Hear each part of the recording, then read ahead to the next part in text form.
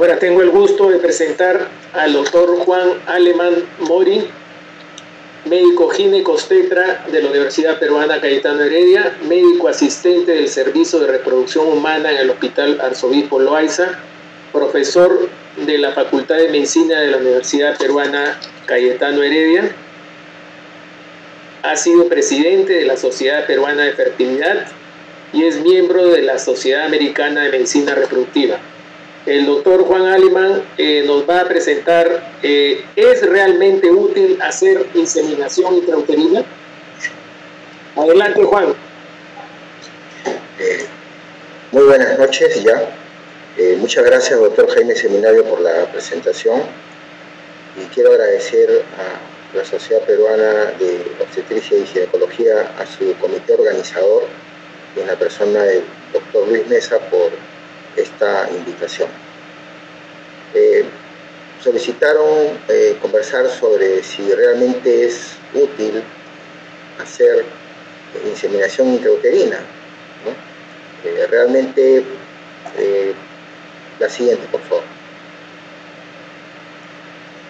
Ustedes saben que dentro de las técnicas de reproducción asistida tenemos las de baja y alta complejidad. Dentro de las de baja complejidad tenemos a la inseminación intrauterina, y realmente como una herramienta muy importante para poder ayudar a las parejas infértiles, sobre todo cuando hay factor masculino leve a moderado, o cuando hay algunos casos de patologías en la mujer como factor cervical, ¿no? Endometriosis, ya veremos. Pero sin embargo, con el devenir del tiempo, esto ha entrado en cuestionamiento en razón a medicina basada en evidencias, que ya vamos a verlo poco a poco. Y la historia comienza así.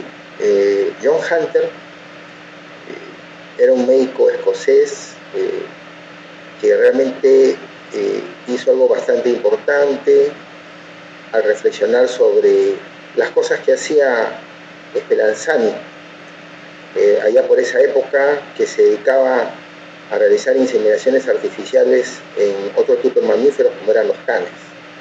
Y al ver que tenía éxito en esto, él, en una de sus parejas, cuyo el varón tenía hipospadias, hizo lo que ahora sabemos, ¿no? Una inseminación de tipo vaginal, y la esposa de este paciente embarazó.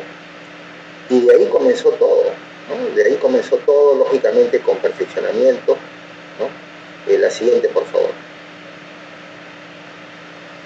Fue hasta 1936 en que ya se iba conociendo la fisiología de la mujer, los ciclos regulares de 28 días, ¿no? Y realmente Carl Hartman, un norteamericano ginecobstetra, ubicó hacer estos procedimientos entre los días 11 y 14 de iniciar el ciclo. Y de ahí comenzó a, vamos a decir así, a popularizarse la inseminación intrauterina, ¿no? A raíz de los trabajos de Hartman, ¿no?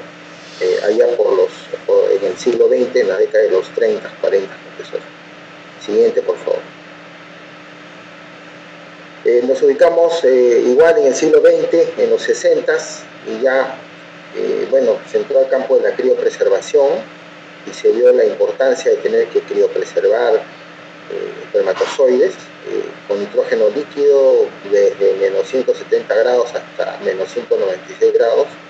Inicialmente eran, ustedes recuerdan, las técnicas de congelación lenta, y hoy en día ya son otras técnicas como la de congelación rápida, llamada también vitrificación, la cual tiene la ventaja de que hacer muy rápido y prácticamente no pasar por el cero, no permite, no da oportunidad a que, vamos a decir así, se escarche el citoplasma del espermatozoide y de otros tejidos, ¿no? Permitiendo con eso una recuperación bastante interesante cuando se realice el proceso de la descongelación. Entonces, desde aquella época del 1964, cuando ya se comenzó a hacer la criopreservación del material, ¿no? En este caso espermático, realmente más aún todavía se generalizó, se popularizó, vamos a decir así, esta metodología de reproducción asistida. Siguiente, por favor. Bueno, esta es una de las técnicas de inseminación, porque ya como bien dijo el doctor que me precedió, hay la inseminación vaginal, la cervical, la intraperitoneal, la transtubárica, pero por su facilidad, seguridad, eficacia, la intrauterina se ha quedado entre nosotros, ¿no? Y realmente para realizar este procedimiento, previamente, lógicamente, hay que capacitar el semen, ¿no? La capacitación espermática, ya se hablará un poco de eso más adelante, es un procedimiento que generalmente hacen los biólogos de la reproducción, ¿no? Y el objetivo es tratar de tener una muestra más concentrada y con mejor motilidad, y colocada en un catéter especializado para estos fines. Se deja en el fundus, ¿no?, de la cavidad uterina, para que de ahí, como bien explicado el doctor que me precedió, inicie a caminar hacia los oviductos. Es importante recargar, ya que vemos la imagen acá, que el catéter de preferencia no debe tocar el fundus para que no exista contractilidad posterior, ¿no?, y impulso el semen, rectificación de semen, ¿no? Siguiente, por favor. ¿Cuáles son las indicaciones de la inseminación intrauterina? Y ahí ya entramos en los problemas, porque realmente hay bastante relatividad en esto, pero es importante. Vamos a recordar el espacio, ¿no? Factor cervical, el masculino leve a moderado, la endometriosis y la infertilidad de causa desconocida. En el factor cervical hay un dato bien importante, ¿no? El estudio del moco cervical. Se ha ido dejando eso, pero realmente es bastante importante. Incluso hay un manual de la OMS, cómo se realiza el estudio del moco cervical, ¿no? Los 5 parámetros. Ahí se puede entrar a internet y ver el manual de OMS, estudio del moco cervical, y también el estudio postcoital, que lógicamente son de bastante tiempo atrás, pero siguen siendo útiles, ¿no? Por ejemplo, qué importante, uno de los parámetros del moco cervical es la leucocitosis, ¿no? Si pasan más de 5 por campo de gran aumento, lógicamente hay un problema ahí en el moco cervical. Igualmente, podemos ver de manera indirecta el grado de estrogenización, si es que el moco cervical extraído con jeringa de tuberculina y puesto sobre una lámina portaobjetos y desecado y visto a 250 de aumento, podemos ver si es que ha hecho la figura del helecho, ¿no?, terciario, cuaternario, y de esa manera sabemos que hay un buen poder de estrogenización, tiene buen puntaje. O si realmente es color cristal de roca, ¿no?, a ser turbio, ¿no? O otro parámetro es la filancia, si llega a 10 centímetros. Y hay un quinto parámetro más, que es el volumen. Entonces, son 5 parámetros que tienen puntaje, ¿no? Eso está estandarizado en ese manual de la OMS. Sería bueno que le den una chequeadita, y bien interesante. Entonces, de ahí vino la idea del moco hostil, ¿no? Aquellos mocos en los cuales realmente el puntaje es bajo. Y lo encontramos, por supuesto, en la cervicitis aguda, en la cervicitis crónica. Los encontramos en todas aquellas situaciones en las cuales el moco está comprometido, ¿no? Ojo, en enfermedades inmunológicas, pacientes con AR, con lupus, etc., ustedes pueden encontrar también alteraciones del moco, ¿no? Probablemente sin estar conversando todavía de anticuerpos contra espermatozoides, ¿no? Pero el test postcoital puede ayudar en eso y ver cómo se paralizan los espermatozoides una vez que sean observados en el moco cervical, ¿no? Brevemente nomás, la prueba postcoital o test de Sinner, realizada por estos señores en los 40, ¿no?, del siglo pasado, y hasta ahora útil, ¿no? Consiste en que en el día periovulatorio la mujer tenga relaciones con su esposo, y el día siguiente acuda al ginecólogo para que a las 6 o 12 horas para poner el espéculo y retirar el moco del canal, sobre todo, y estudiarlo en un postobjeto. Y si vemos que los espermatozoides, más de 5 por campo, caminan normales, entonces todo está ok. Pero si están detenidos, totalmente detenidos, cuando antes de ese estudio el moco bueno y con buen puntaje, y el estudio de semen, el espermatograma normal, y están paralizados los espermatozoides, ¿de qué estamos hablando, no? Y si hay un antecedente de una enfermedad inmunológica, las cosas caen por su peso. Por eso no está del todo dejado esto, ¿no? Mucho ojo, mucho tiene que ver cada paciente en particular, ¿no? Mucho ojo, porque cada paciente es diferente, cada pareja es totalmente diferente. En el caso del factor masculino, igualmente, ¿no? En el caso del factor masculino ya vamos a presentar incluso sugerencias de la Asociación Americana Urológica con respecto a en qué momento puede servir la inseminación intrauterina, pero realmente es difícil que una mujer embarace cuando en el espermiograma vemos que la cantidad de espermatozoides está por debajo de 5 millones por mililitro, o eso hablando de números. En cuanto a motilidad, una motilidad muy baja, progresiva muy baja, por decirle debajo del 25-20%, o cuando, digamos, hay una teratospermia importante, ¿no? O sea, las formas normales están por debajo del 4% de espermatozoides, ¿no? En su totalidad del 100% de la muestra obtenida. Entonces, también es importante, ¿no? O sea, si el espermatograma está realmente demasiado alterado, ¿de qué manera puede embarazar la mujer? En la endometriosis hay controversia, como controversial es ese tema, es todo un capítulo, pero definitivamente se han comprobado que hay anticuerpos contra espermatozoides en todas las secreciones de estas mujeres. ¿Por qué no en el moco cervical, en la cavidad uterina? ¿No? Y realmente son un freno para el transporte de gametos masculinos hacia los oviductos, ¿no? Y, como decía el doctor Mestanza, infertilidad de causa desconocida. Se terminaron de hacer todos los estudios que son pertinentes y no se encuentra y se ve que la inseminación intrauterina aumenta la tasa de embarazo, ¿no? Realmente, sí, definitivamente es una herramienta muy importante para estos casos de infertilidad de causa desconocida. Siguiente, por favor. Y acá vemos, ¿no? Realmente en el caso del moco, ¿no? La importancia de cómo evoluciona este fluido a través de los días del ciclo, ¿no? Realmente es totalmente diferente a mitad de ciclo que al inicio del ciclo o que al final del ciclo, porque los niveles de 17 beta-estradiol hacen que sea así el moco cervical, acuoso, fluido. Cuando se ve en microscopía electrónica son como canalículos, ¿no? Que permiten que vayan totalmente unidireccionalmente los espermatozoides en ascenso. Pero cuando vemos al comienzo o al final, o cuando las pacientes han tomado progestágenos, esta es una red totalmente bloqueada en la cual el espermatozoide ya no sabe por dónde ascender y queda atrapado en un enmarañado. Es súper interesante esos estudios de microscopía electrónica, le estoy hablando de los años 90, ¿no? Realmente que ya, ¿no? Entonces, pero permite comprender el fenómeno de un buen moco cervical, cómo ayuda realmente a la concepción, ¿no? Siguiente, por favor. Hablando del factor masculino, esto se le publicó el año pasado, yo se los recomiendo, es el acceso libre de la Organización Mundial de la Salud, ¿no?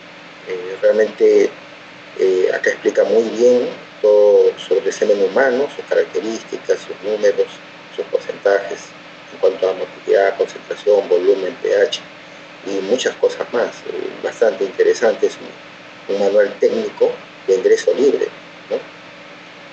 Todos aquellos que estamos involucrados con la medicina reproductiva debemos tener información de acá para el factor masculino. Siguiente, por favor. Entonces, ¿qué factores afectan la tasa de éxito, ¿no? Realmente, como dije en el comienzo, ustedes lo saben muy bien, cada pareja es diferente. Nosotros le decimos a nuestros residentes que rotan ahí en el servicio de reproducción humana del Hospital Baiza, nos diferenciamos mucho de otras especialidades en la cual un poco más y ponemos un sello con la receta de que todas las recetas son iguales. ¿no? Como por ejemplo en el programa de TV, en Neumo, etcétera. Pero acá no, con todo respeto a los amigos, acá cada caso es totalmente diferente porque hay una cantidad de variables que tenemos que ir manejando para ver qué es lo que más le conviene a esta pareja para poder embarazar. Y ahí es donde vienen pues el problema de los estudios de evidencia, porque hay tanta variabilidad, tanta heterogeneidad que hace difícil hacer conclusiones, ¿no? Pero en general, en todas las técnicas de reproducción asistida, el éxito depende de las características de cada pareja y, ojo, de la calidad y experiencia del centro en que se realiza el procedimiento de inseminación, en este caso artificial intrauterina, ¿no? Porque es bien cierto, ¿no?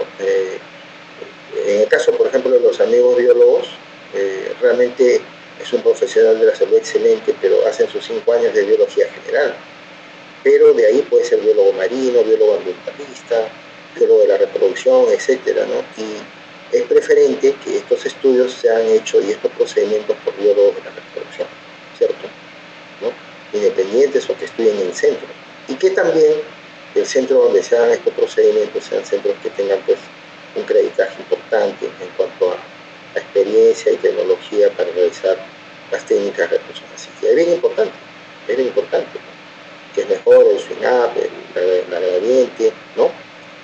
Con qué biólogo se trabaja, el material, etcétera, ¿no? Es súper importante. Y ni que hablar de la criopreservación, ni que hablar, no solo en la congelación, sino también en la descongelación, que es lo más importante. Entonces, por eso pensamos que la calidad y experiencia de los centros es un elemento clave para los resultados finales. Siguiente, por favor. Y entonces, ¿cuáles son estos factores? Número uno, o bueno, no es el orden exactamente, pero pues vamos mencionando las causas de la infertilidad, ¿no? Realmente, como decía el doctor Mestanza, una paciente que no ovula, ¿qué hace ahí la inseminación intrauterina? O sea, un factor ovárico endocrino con anovulación no te lo va a solucionar la inseminación.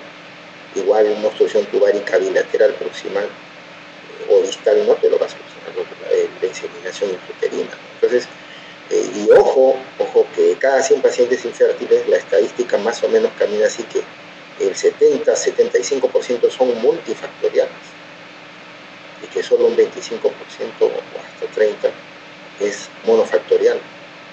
Entonces, si son varios factores que no puede solucionar la inseminación intrauterina, y ahí viene el problema de los estudios, cuando no se seleccionan bien los casos.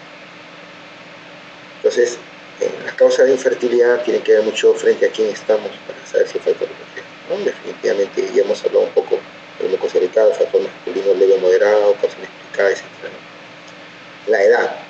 Ahí hay un punto de corte que es súper conocido por todos nosotros, 37 años, pero ojo, nuevamente, no hay verdad absoluta.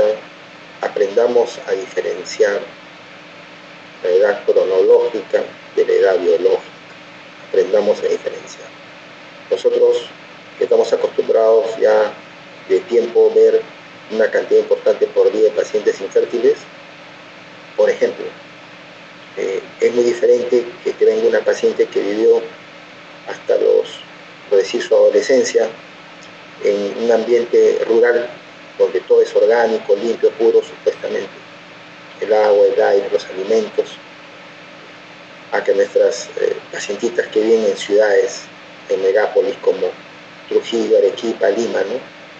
Con pocas horas de sueño, con café, con tóxicos, con el ambiente, con polución, el estrés encima del trabajo, del horario, del tráfico, etcétera, etcétera, ¿no?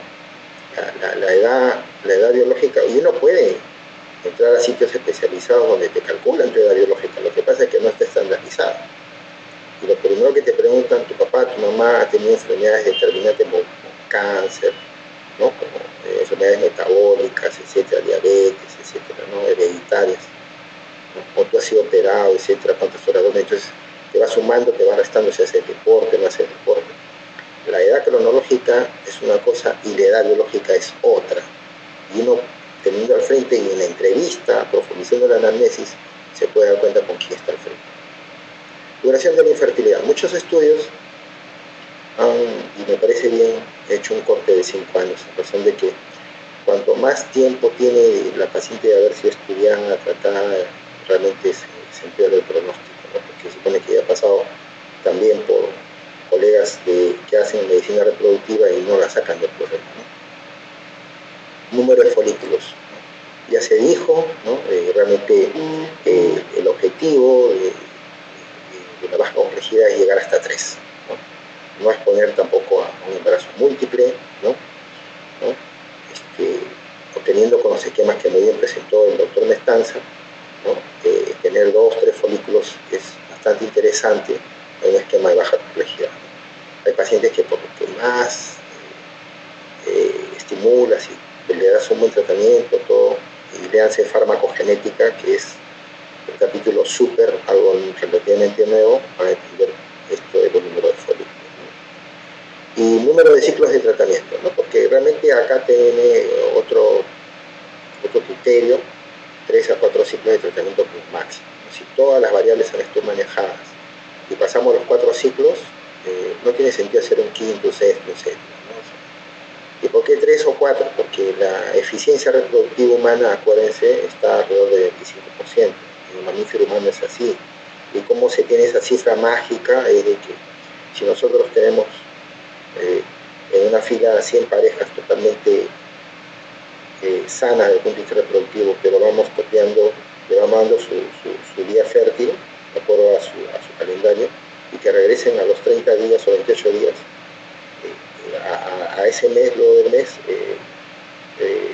solo 25 están embarazadas y 75 no. Así es en el humano, ¿no? Y por eso que 25%. Y por eso es que damos 4 ciclos. En otros modelos de mamíferos, la eficiencia reproductiva, en el caso de los ratoncitos, los conejitos, está en 95, 98%, ¿no? Pero en el caso del humano estamos en 25%.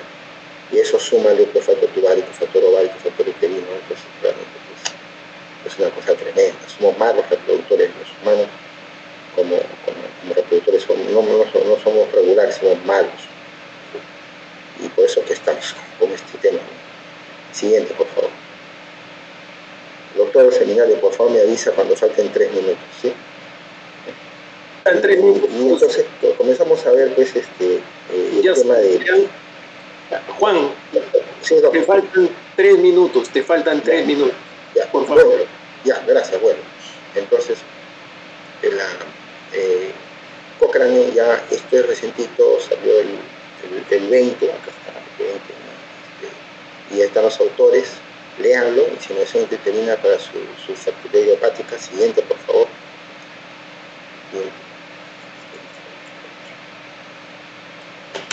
Entonces, los objetivos eran determinar, ¿no? Esto de acá que está escrito, ¿no? Sobre todo el tema que las tasas de nacidos vivos, ¿no? Puedan mejorarse con la inseminación versus el coito dirigido, ¿no? Y también con el tema de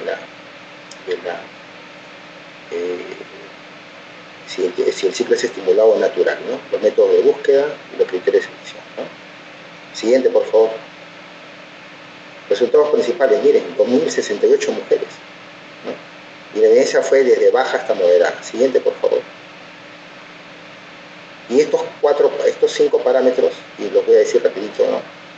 La inseminación en ciclo natural versus coito programado o manejo expectante en un ciclo natural. No hubo certeza de que la inseminación ayude. Inseminación en ciclo estimulado versus coito programado o manejo expectante en un ciclo estimulado. No hubo certeza que la inseminación ayude. Pero en estos 3 sí, ¿eh? Inseminación intrauterina en ciclo estimulado versus coito programado o manejo expectante en ciclo natural. Sí hubo evidencia de calidad moderada que la inseminación ayuda a tener mejor tasa de nacidos vivos, sobre todo en parejas que tenían pronóstico bajo de salir embarazada. Acá también, en este modelo, también la inseminación intrauterina había evidencia de calidad moderada que aumentaba sobre todo la tasa acumulada de nacidos vivos. Y lo mismo, en este caso, la inseminación en ciclo estimulado versus inseminación en ciclo natural ayudaba en la inseminación en ciclo estimulado, en los casos, en tasa acumulada de nacidos vivos, ¿no?, que los ciclos naturales. Siguiente, por favor. ¿Sí? Y las conclusiones eran esas. Es una región cocránea bastante interesante, amplia, ¿no? Que realmente da lugar a una tasa acumulativa de nacidos vivos más alta en comparación con el manejo expectante, ¿no?, parejas con una puntuación baja de producción de concepción natural. Denle una leidita, es bien interesante. Siguiente, por favor. Siguiente, Renato. Bien. Igual traje esto del año 2001 de Bradley, bastante interesante. Siguiente, por favor. Siguiente.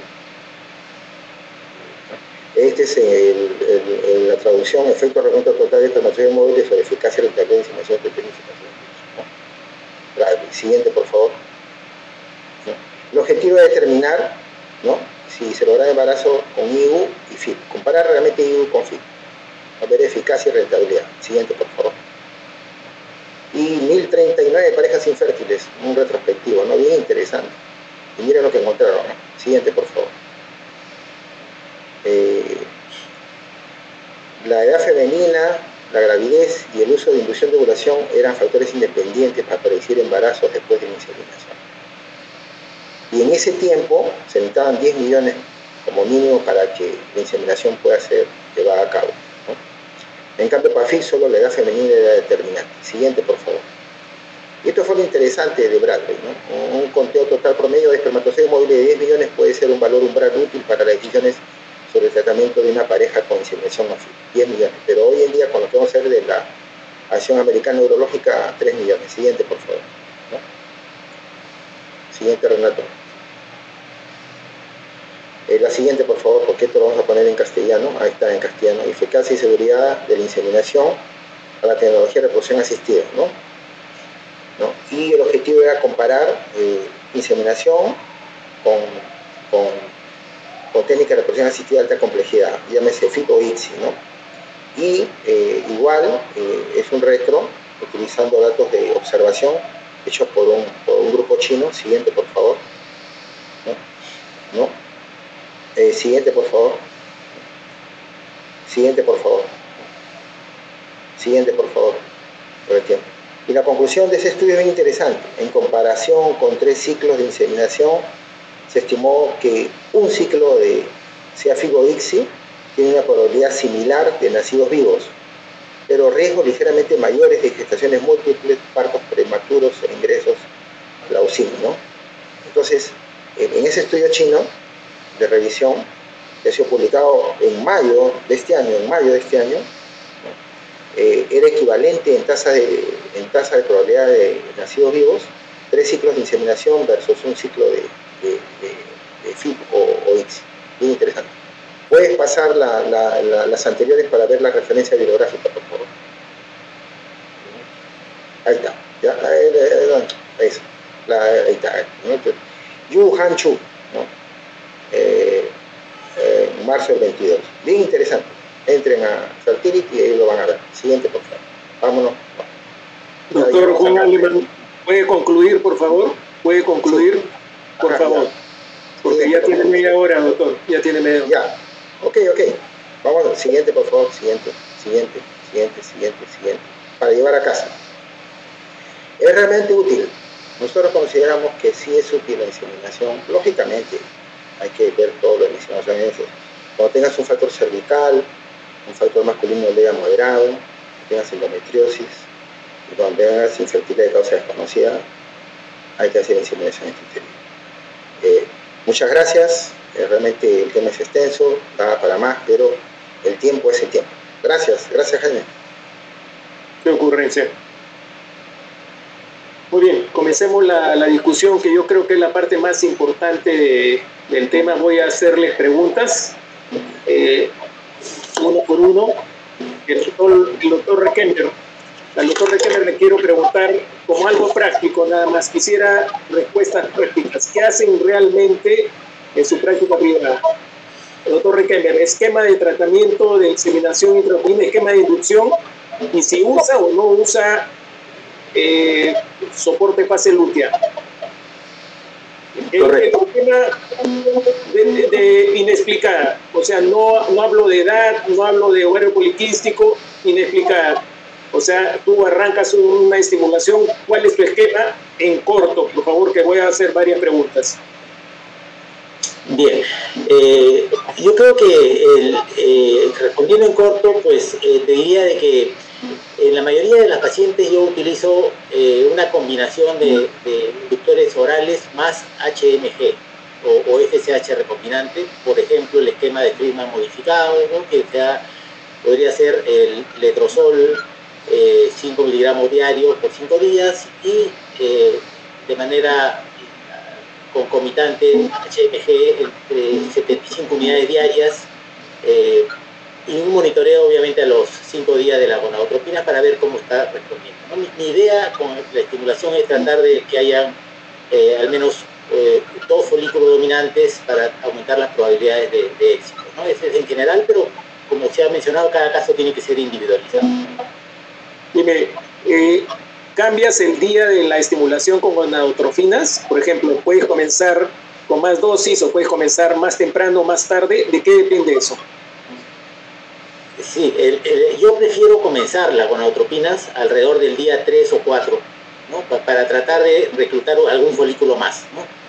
Se sabe que el reclutamiento termina al 4.º día, entonces si lo comienzo después probablemente solamente haya un folículo dominante. Entonces trato de comenzarlo al 3.º o 4.º día para, si mi objetivo es tratar de que haya algún folículo más, algún folículo extra, ¿no? A pesar de que estás usando letrozol o clomifeno, de todas maneras comienzas con la gonadotrofina tempranamente. De todas maneras, obviamente, por ejemplo, en los casos de que veo yo una reserva folicular muy alta, que sé que de repente la dejo solamente con el letrozol o con el clomifeno, porque sé que probablemente solo con vía oral me va a responder muy bien, pero la mayoría de pacientes sí va a requerir de repente una combinación de ambos. Muy bien. Y lo del soporte de fase lútea, para terminar. En soporte ¿Qué haces? Estoy hablando no de tu posición, ¿qué haces tú? Sí, cuando es paciente que ya desarrolla 1 o 2 folículos, no le dejo soporte de fase lútea, solamente aquellas que me han hecho probablemente más de 2 folículos y hemos de todas maneras procedido a la inseminación, como por ejemplo pacientes mayores de 40 años, yo sí procedo a hacer la inseminación, yo sí le dejo soporte de fase lútea, pero con 1 o 2 folículos no. Muy bien, muchas gracias. Pasamos al doctor Milton Mestanza. Tengo varias preguntas. Voy a hacer varias preguntas y me las contestas y me gustaría en la práctica, o sea, ¿qué cosas hacen normalmente, por favor? Ya, número 1, dijiste que la inseminación la usabas básicamente para inexplicada, o sea, no usas en masculino, no usas en cervical, número 1. Número 2, diferencia del uso de letrozol versus clomifeno en ovario poliquístico. ¿Usas clomifeno todavía? ¿Usas letrozol siempre o usas clomifeno? Tercero, en todas las inseminaciones pusiste en el cuadro que hacía soporte de la fase lútea. Estoy hablando de inseminaciones intrauterinas, no estoy hablando de fertilización in vitro, ¿eh? Y quisiera que en corto también, contraindicaciones de hacer una inseminación, comienzas un ciclo y dices, no puedo hacer la inseminación. También 3 es mucho, es la pregunta que te hago. 1 o 2, ¿para qué tipo de pacientes tú no harías una inseminación en 3 folículos? Por favor, Milton, así como te he preguntado, contéstame las preguntas, lo que tú haces normalmente y lo que te parece. Sí. Buenas noches, doctor Seminario, doctor Alemán, doctor Kember, doctor Sim. Mire, la indicación sí yo mencioné como la infertilidad explicada como principal causa. De hecho, de lejos es la indicación, uno siempre debe hacer inseminación intrauterina, ¿no? Pero también es indicado en el factor cervical. El problema es que es difícil hacer diagnóstico del factor cervical, el masculino también, y en el endometriosis es mínimo leve, ¿no? Pero yo mencioné simplemente a esta porque es lejos la principal, ¿no? En el síndrome de ovario poliquístico, si uso letrozol o clomifeno, está demostrado que el letrozol se asocia más Así que no hay necesidad de usar un fármaco que me ofrece menos ácido ribo. Siempre utilizo letrozol, no utilizo clomifeno ni síndrome de pleuroclistitis. En el soporte de fase lútea en inseminación intrauterina, lo que está claro, y hay análisis y hay una revisión sistemática, es que si yo uso gonadotrofinas, tengo necesariamente que dar soporte de fase lútea. Sí coincido, es que si uso clomifeno, ahí sí puedo obviar soporte de fase lútea. Pero incluso en el letrozol, hay más de un estudio que encuentra que si yo doy soporte de fase lútea cuando hago inseminación y doy letrozol, las tasas de embarazo mejoran. Así que en conclusión, si uso gonadotrofinas siempre en fase lútea, y yo en inseminación solamente utilizo gonadotrofinas. O sea, no uso fármacos, porque la inseminación ya es un procedimiento que tiene poco éxito, ¿no? Como para elegir fármacos que se asocian a menos éxito. El fármaco que se asocia a más éxito son las gonadotrofinas, FSH o HMG. Después, ¿cuándo suspendo? Cuando tengo 4 o más folículos que miden más de 15 milímetros. Ahí suspendo. Si tengo 3, 2 o 1 incluso, porque a veces si me queda solamente uno, hago la inseminación. Así que ese es un motivo para suspender. Perfecto, muchas gracias. Doctor Juan Aleman, la pregunta de su proposición, ¿es realmente útil hacer inseminación intrauterina, sí o no? Y si me podrías decir porcentajes de éxito en diferentes problemas que existen, por ejemplo, ovario poliquístico, factor masculino, que se puede hacer inseminación, endometriosis, factor tubárico, está contraindicado, etcétera, etcétera. O sea, ¿es realmente útil hacer inseminación intrauterina? Dame números, Juan. Correcto, Jaime. Sí es útil, ¿ya? ¿Me decía sí o no? Sí es útil. Perdón, buenas noches, Alejandro, no te había saludado. ¿Cómo estás? Alejandro, sí, maestro. Entonces, sí es útil hacer inseminación intrauterina.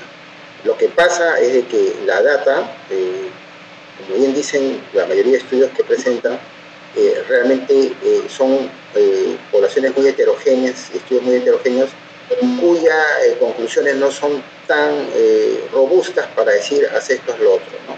Pero sí realmente es útil el factor cervical, porque sí se puede estandarizar el estudio del moco cervical, es útil en fertilidad de causa desconocida o inexplicada, es útil en factor masculino leve a moderado, ¿no? Realmente mejora el tema de la concentración, mejora el tema de la motilidad, es bastante importante en esos casos.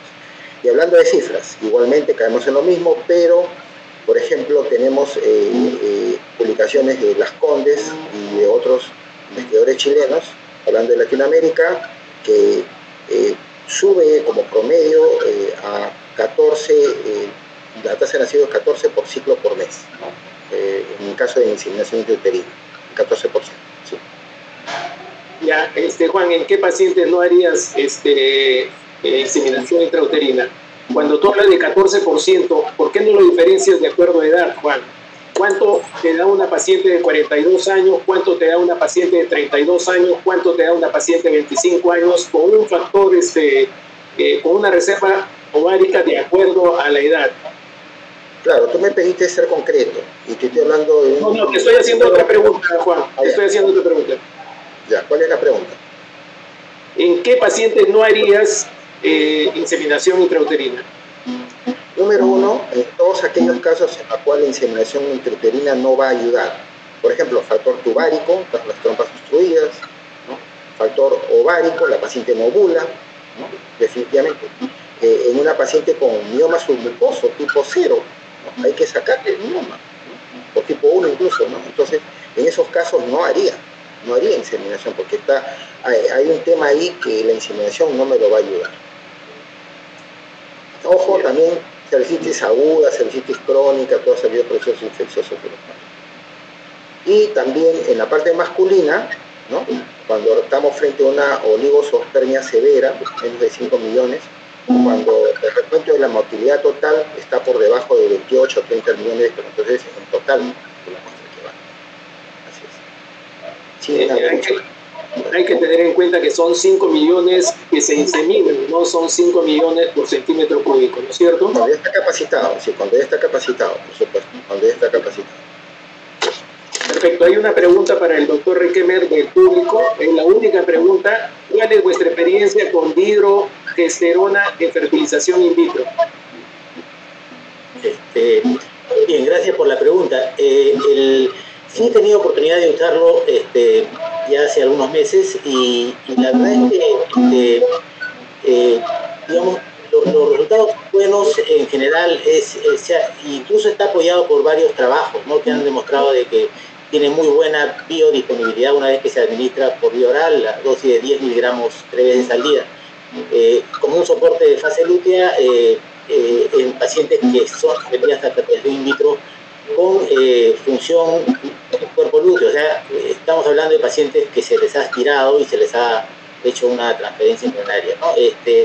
No tengo mayor experiencia con el uso de dihidrogesterona en pacientes receptoras que no tienen función de cuerpo lúteo y que requieren suplemento de progesterona o progestágenos más estradiol. En esos casos sigo usando la progesterona micronizada, ¿no?, con el estradiol. Pero para in vitro con aspiración y transferencia sí, y los resultados son bastante buenos. Ya te hago otra pregunta, Adolfo. ¿Hay diferencia para ti en la dosis de progesterona en una paciente en ciclo, en una fertilización in vitro, que es en fresco la transferencia, que con una paciente en transferencia diferida? ¿Las dosis cambian? Y la otra pregunta es, ¿usas Crinone o el límite es el precio? Sí, con respecto a la primera pregunta, en pacientes que son ciclos artificiales, ¿no?, las receptoras con ciclo artificial donde no, porque también se puede hacer transferencia en un ciclo natural, ¿no?, pero en ciclo artificial donde todo se está suplementando, sí utilizo progesterona micronizada alrededor de 800 miligramos al día, ¿no? Cuando en una paciente con aspiración utilizo alrededor de 600, o sea, utilizo un poco más. Y con respecto a, creo que la otra pregunta, ¿cuál era?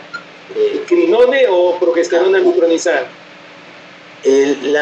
Utilizo más la progesterona micronizada por cuestiones de costos, pero hay pacientes que efectivamente tienen mucho efecto secundario con las cápsulas vaginales, sienten mucha irritación, le dificulta colocarse 3 veces al día. En esos casos sí, le va muy bien con la crema vaginal de Crinone una vez al día y tiene mayor tolerancia, digamos, en este punto, ¿no? ¿La usas 2 aplicaciones cuando es transferencia diferida o usas una sola aplicación para ambos casos? No, una aplicación para transferencia en fresco, digamos, y cuando es transferencia diferida con ciclo artificial utilizo dos veces al día. Ya. Dentro de las preguntas que he hecho, ¿alguno quiere hacer algún comentario? Doctor Mestanza, doctor Aleman, ¿algún comentario adicional a lo que los otros han contestado? Por favor. Sí, definitivamente en el caso del letrozole, indicado en síndrome de ovarios poliquísticos, ¿cierto? Se ha visto mejores resultados, ¿no? Y realmente hay toda una también, cuando tenemos más de 3, 4 folículos en baja complejidad, podemos entrar a sala de operaciones y aspirar los pocos folículos sobrantes que hay y dejar 2, 3, ¿no? Esa es otra alternativa. Y otra alternativa adicional es, puedes ir dejando pasar los días, las horas, y se van eclosionando y al final te quedas con 2 o 3 para evitar que se el embarazo múltiple. Sí. ¿Algún comentario, doctor Mestanza? Bueno, a lo que dijo el doctor Alemán, que bueno, eso va a incrementar los costos, ¿no? O sea, el hecho de entrarse a retirar los folículos. Y el otro, el hecho de dejar que la mujer ovule cuando llega la inseminación, la fase lútea va a estar seguramente ya enterada, ¿no? Así que yo prefiero suspender. Ya. ¿Y qué le parece cuando a la hora que estimulan hay 5, 6, 7 folículos, paciente joven, proceden a ofrecerle fertilización in vitro o no? Sí, es una opción, ¿no? Es una opción. Si la paciente acepta, se cambia y se hace fecundación in vitro. Si la paciente no acepta por los costos normalmente, se suspende y se le dice que no tenga relaciones sexuales tampoco, ¿no? interesante porque el costo de una fertilización in vitro, cuando sea hiperestimulado con poca medicina, sale muy barato el costo de un procedimiento de fertilización in vitro, ¿no? Entonces sí es una posibilidad. ¿Qué más?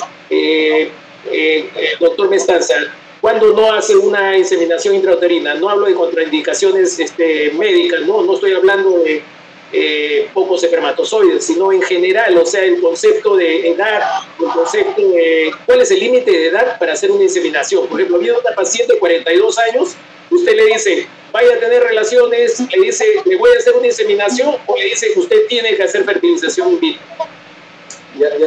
Bueno, yo cuando evalúo a una paciente, evalúo su edad cronológica y su edad ovárica, y luego de eso tomo una decisión. Pero en general, si usted me pregunta por la edad cronológica, yo diría de 35 años. Yo sí recomiendo, y hago mucha inseminación antes de los 35 años, porque las tasas de éxito son relativamente altas, 25-30% por intento, porque son mujeres bien seleccionadas, así que yo diría que aquí hay que seleccionar adecuadamente a la paciente. Incluso uno puede encontrar tablas de factores pronósticos que están en internet, ¿no? Para los médicos jóvenes ingresan la edad, el tipo de infertilidad, el número de espermatozoides móviles, y les sale cuál es la tasa de embarazo sin hacer inseminación.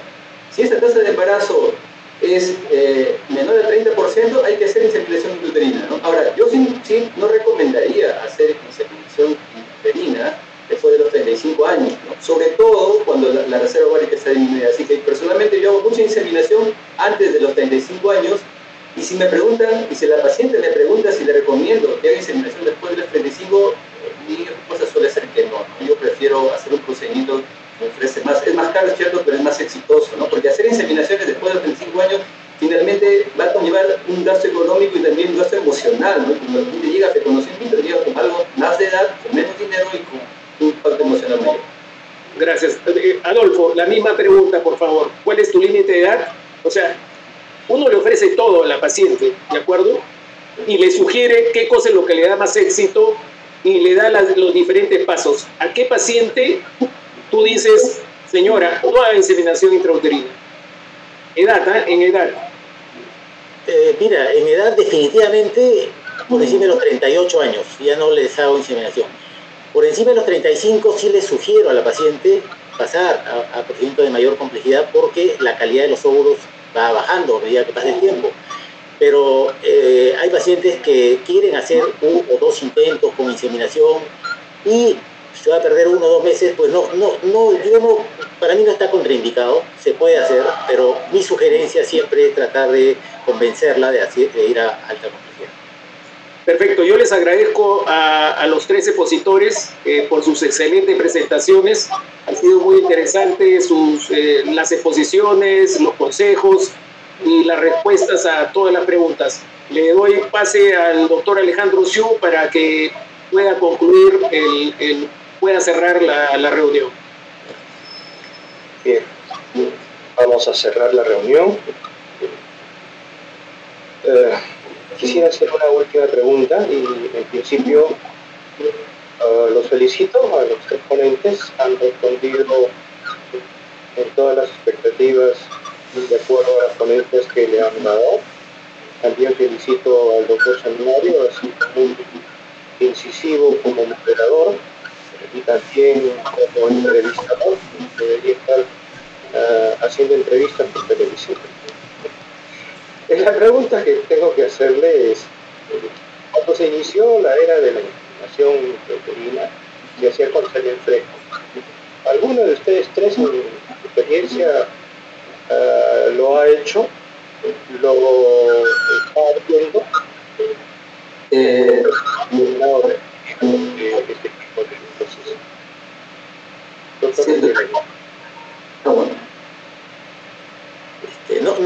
Yo la verdad es que no. La inseminación intracervical con semen fresco sí, probablemente sí lo hacíamos hace un tiempo, pero la inseminación intracervical habitualmente no tiene muy buena tasa de éxito, pero la intrauterina sí tiene que ser definitivamente con muestra preparada, capacitada. Doctor, sí, doctor, la inseminación intrauterina con semen fresco está contraindicado, ¿no? Es algo que no se debería hacer porque hay casos en los que los pacientes presentan anafilaxias y se asocia también a infecciones. Recuerden, los espermatozoides pueden tener bacterias, y por eso es que se prefiere, bueno, o se debe hacer la inseminación previamente no ser capacitado, ¿no? De esa forma, sí. Incluso antes se hacía inseminación intrauterina con semen fresco, y había casos de reacciones de anafilaxia e infecciones por espermatozoides. Doctor Alemán. Sí, gracias Alejandro. Y aparte de lo que han comentado, también mucho ojo que sin el lavado respectivo que se hace tanto en el A como en el gradiente, quedan prostaglandinas, y eso puede hacer que le baje la presión fuertemente a la paciente. Sí, definitivamente es con semen capacitado. Y la intracervical no.